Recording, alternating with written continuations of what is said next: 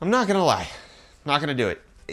It's actually been a really hectic, tumultuous season for graphics cards lately. I mean, it's just been stock issues and pricing issues and GPP, and things aren't the way they seem. 560s are not 560s, MX150s are not MX150s anymore. But unfortunately, everybody, I have some bad news for you. GPU prices are about to go up by another 30%. PC gaming is dead. Everybody switch to console before it's too late. It's all over. Just forget this channel needs to become a gaming channel. Just kidding. But given how completely insane GPU pricing has been over the past months, we wouldn't blame you for thinking that that statement was actually legitimate. The GPUs we want have been priced out of our reach for, I mean, what seems like forever, and there hasn't been a whole lot of light at the end of the very depressing, dark tunnel. But enough with all of the doom and gloom. Surprisingly enough, if you hop online, you'll notice that things are already changing for the better. Yes, GPU pricing and availability is finally getting back to normal, which is why in this video, we're going to look at just how much better things have gotten, what's behind it, and whether we can expect everything to normalize even more from now on. So first, let's hop online and see what some of the most popular cards are going for right now, and just how close they come to MSRP that they should have been selling at for all this time. Friggin' miners. I mean, I don't have anything against miners. It's for dramatic effect, people, okay? So starting things off at the high end, we've got $1,199.99 GTX 1080 Ti from EVGA and a $785 RX Vega 56 from MSI. Compared to prices we've seen over the last few months, those are, they're okay. The 1080 Ti is a little shaky, but that Vega 56 isn't too bad. But just how far off of MSRP are they? Well, that's not exactly good news. The 1080 Ti was originally supposed to sell for around $700, while the Vega 56 originally launched for just $399. That means that these cards are still selling for around $500 and $386 more than MSRP, respectively. But they're certainly a fair bit cheaper than they used to be, but they're still monumentally overpriced. Luckily, as we start moving down the performance ladder, things start looking notably less bleak. Currently, you can find a GTX 1080 for selling for about $170 over MSRP, a 1070 going for $190 more than MSRP, and a 1060 going for only $112 over MSRP. Heck, even AMD cards that are prized for their mining performance are going for relatively cheap, even with the current RX 580 8GB currently selling for just $200 more than its MSRP of $229. Now, of course, these cards are still selling for hundreds of dollars more than they should be, and that still really sucks, but they're some of the lowest markups we've seen in far too long, and a good indication that the market is starting to correct itself. But also, like, these are prices that we are finding on Amazon that are selling currently right now. That doesn't include the pop-up deals that have been happening. I mean, the amount of chat that is going on in our Discord server, shout out to that. Check the link in the video description. Join our Discord, by the way. The amount of people that have been able to find an RX 580 4GB for just $209 has been absolutely insane. It's not going for that all the time, and it sells out as soon as it comes on, but a $209 RX 580 4GB, and then you have a $289 RX 580 8GB, those are, like, that's getting dangerously close to the way things used to be. You know, the good old days when old Yeller was still alive. Why did my parents make me shoot him? But it's not just those cards that are starting to be priced more and more reasonably. PC Part Picker has charts showing how the prices of some of the most recent GPUs have been trending over the past few months and years. According to said charts, the prices of all of the cards they've listed are showing clear downward trends, except for Vega, because it's Vega and it's stupid. But why the downward trend? What could have possibly happened to force vendors to stop fleecing their customers and for all their freaking worth, and are now only doing it for like half of what they're worth instead? I mean, they're being benevolent on us. They're benevolent dictators, these GPU retailers. I like to look up at them in the sky and say, thank you, my GPU benevolent overlord. Thank you for making me only pay $400 for this RX 580. I am not worthy to clear out all of my bank account in order to have this sweet, sweet thing that's only going to get me 60 FPS at 1080p. So crypto cash is right on the digital money. That's why we're seeing this downward trend. Though some will say it's a dip, not a crash, but whatever, I'm not about semantics. So after hitting monumental highs last year late in December, as well as early January, along with Bitcoin, GPU mineable currencies like Ethereum, Monero, and Zcash, they were all the rage. And everyone and their freaking cat started buying up all the GPUs that they could to mine with. This is the same old story we've heard 1,000 times. This increased the difficulty of mining those currencies so much over the next weeks that the profitability of mining those coins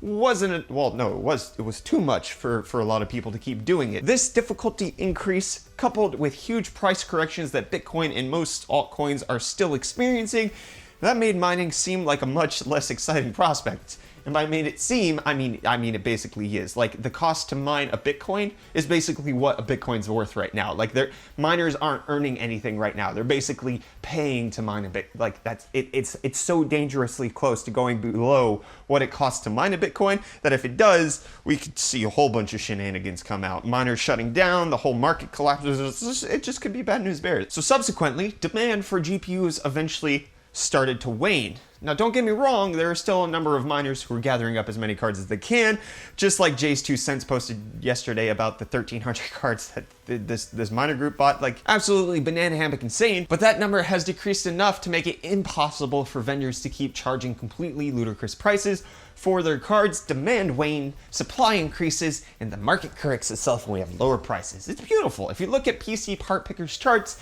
and compare them to the price charts for some of the most popular GPU mineable coins, it's clear that there's some correlation going on, but let me remind you of a little statistics, my friends. Correlation does not equal causation, because guess what? Did you know that the amount of ice cream goes up? Did you know that the amount of ice cream that's sold in the summer months goes up? Yeah, it does. But guess what also goes up in the summer? Child drowning deaths. Ice cream's causing child drowning deaths. No, it's not. Because correlation doesn't equal causation. Just because two things are correlated doesn't mean that they're causing one another, but I'm pretty sure this is causation. When the price of the coin skyrocketed, the price of the most GPUs followed suit not too long after. When coin prices started dropping and difficulty kept going through the roof, sure enough, GPU prices started calming down, albeit much slower than when coin prices went up, because available stock doesn't just magically fill back up overnight. You have to place orders have to come in. It takes a while to ship them from Taiwan or wherever they're coming, China, wherever they're coming from, because they ship them by boat usually, not by plane. So it takes a little bit. So the orders took a while to come in, and that's when we see the market correction. It's not immediate. And while GPU crypto mining was the main catalyst behind the GPU price gouging going on, we should not forget that stupid RAM pricing also had a hand in the situation. The price of memory increased significantly over the last few months, primarily because smartphones were packed with more of the stuff than ever, and manufacturers couldn't keep up with the demand as well. And that means I'm freaking at fault here, because I'm doing phone reviews, guys. I'm moving into the phone review space, and I mean, iPhone 10, Pixel 2 XL, Galaxy S9 Plus.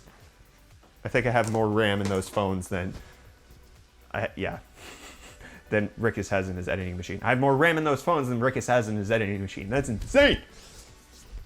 Sorry, Rikus, I'm not going to buy you more RAM.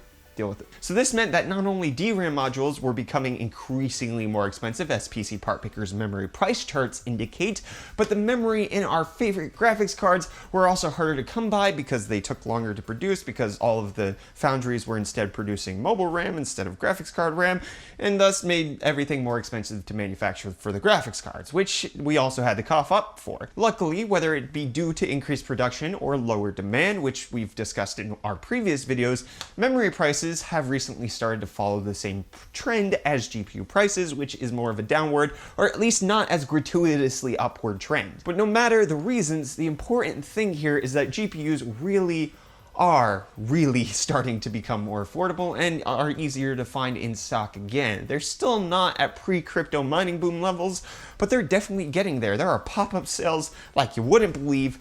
If I told you it was happening 2 months ago, which in fact is when we made our GPU price is gonna fall video, and I said by the end of February, turns out by the end of March, I was off by a month. So sue me. Please don't sue me.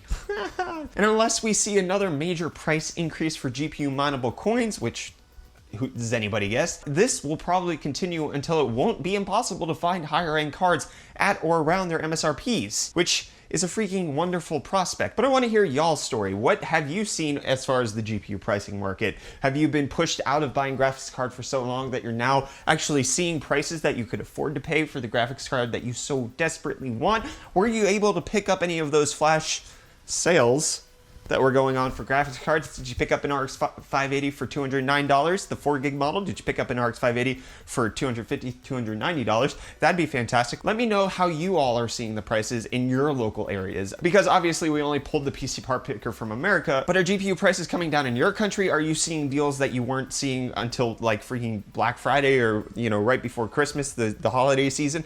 Are you actually getting graphics cards in the right price? I want to have that conversation with you guys again over in the Discord. Join the freaking Discord so we can chat. I'm trying to be as active as I can with me being on the road. It's a little difficult, especially when I'm driving. I mean, I don't text while I drive, so I'm not chatting with you guys while I'm driving, which happens to be like 6 to 8 hours a day at this point.